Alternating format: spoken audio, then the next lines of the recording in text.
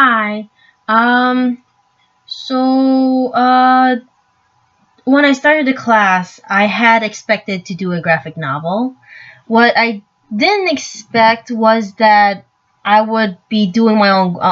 I'll be doing my own plot line. I had thought that the graphic novel would be like a day-to-day basis, so like the like doing those mini comic strips that you see in newspapers and places sometimes.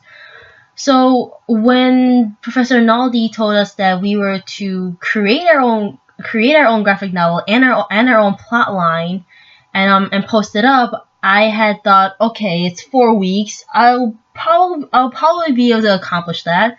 But then as I started getting more and more into creating it, I had miscalculated the amount of time that I was given.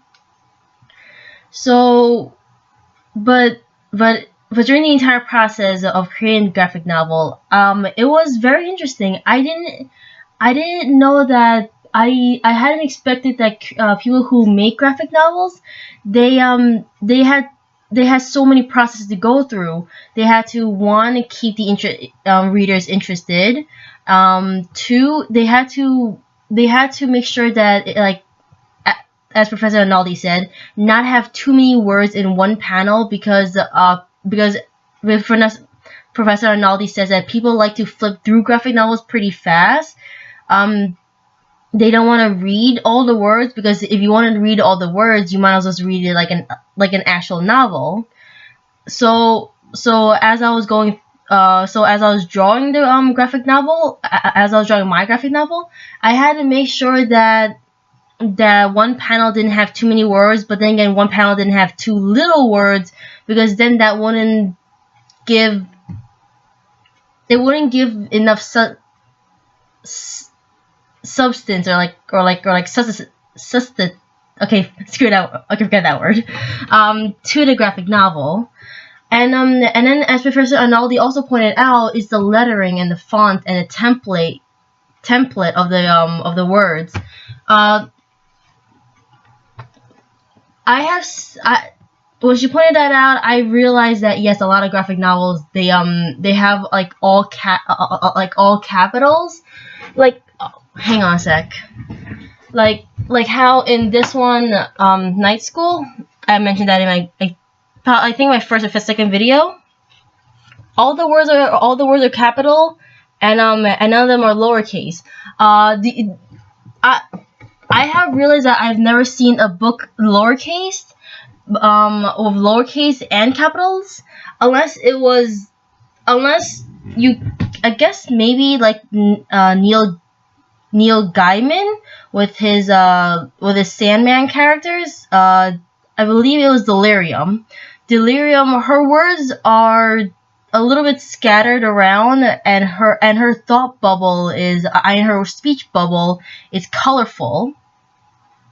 So for all this, I realized that creating a graphic novel, my understanding of creating a graphic novel is there are so many aspects that has to be included, um, such as the coloring, how many panels go into one page, the wording, and such as that. And the feedback from my classmates, they really helped a lot. Such as when I had posted my very first rough draft, I I just started with Once Upon a Time, and I didn't even mention my main character's name. So not only did my professor and my classmates feedback say that they want to see how did Fiona start having her viewpoint as like viewing everybody as flowers and stuff.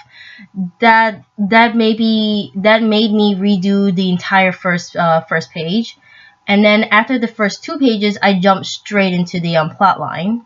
No, not plot line, but I jumped straight to the point where I also introduced another character who acts as Fiona's um, guide to the outside world that's outside her viewpoint, because this new character doesn't mind being viewed as a flower, because it doesn't affect her as greatly as it would affect other people.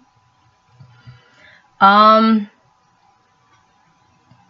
so All in all, this course has really opened up my eyes to the process of way graphic novels are developed, created, and how it captures people's attention and keeps people's attentions as as that graphic novel is going on.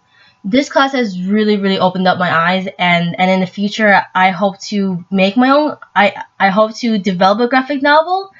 I don't know if I want. I don't know if I want to get it published, but it's a good start. It's a very interesting start to be to like step into a graphic novel's creator's mind. It's This class has really helped me understand the process of creating a graphic novel, and I'm really happy to have been part of the course. Thank you.